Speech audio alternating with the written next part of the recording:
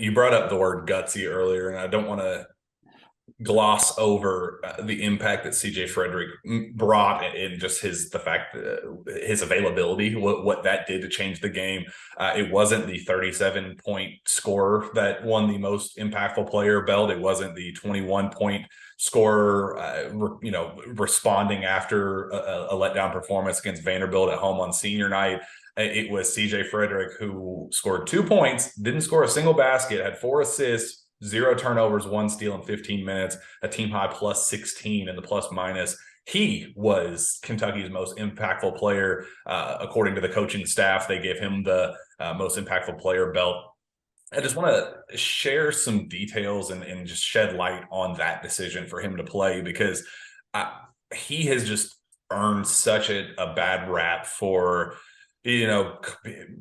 fans calling him soft and saying, well, he's injury prone, he's made of glass, he's this, he's that. And it's fair to say that he has had a really crappy string of injury luck. He has dealt with a lot more little, nicky things here and there more than most guys go through. Absolutely. And that's very fair.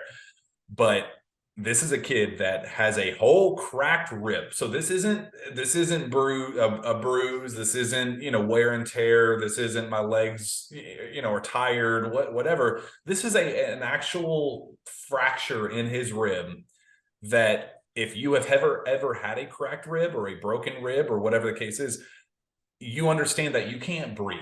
You can't sleep. You can't, every deep inhale, every cough, every laugh, every speed bump while you're driving, it all is excruciating pain. So this is what CJ Fredrick is going through.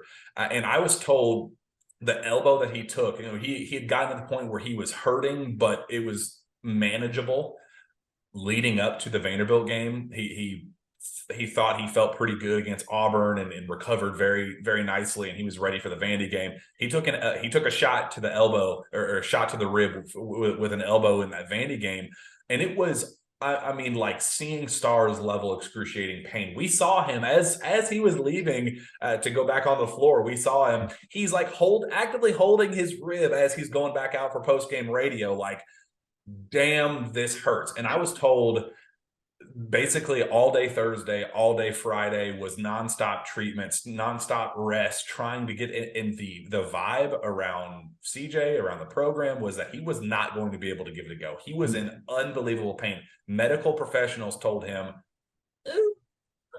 I wouldn't do it if I were you. It's your call. You can if you want to, but if it were me, I would highly, highly suggest you take it easy, let it rip. And it would have been so easy for that kid to say, dude, my body's breaking down, man. I need to give myself some time. If you want me ready for the SEC tournament, NCAA tournament, I need to take this one off. Let's just take this loss and move on. Hopefully Adu steps up in my absence.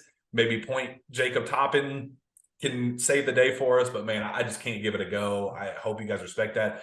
When he learned that Cason Wallace was going to be out, he said, I have to play in this game. I don't care how much I'm hurting. I'm not going to be able to give much, but I have to play in this game.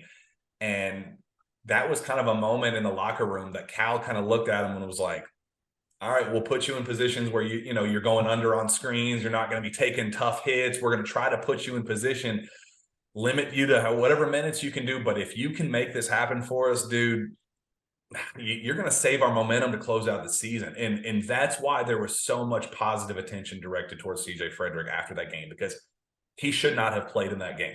It was probably a dumb decision to play just from a pure health perspective, but he's a freaking winner and he's a warrior. And it is pretty unsettling to see people just constantly hate on him and say he's soft, he's weak, he's this and that, because that's a tough SOB that had every reason to quit on his team in that circumstance. And it wouldn't even be quitting. He had a medical reason to not play. Doctors were saying, I would probably reel it in.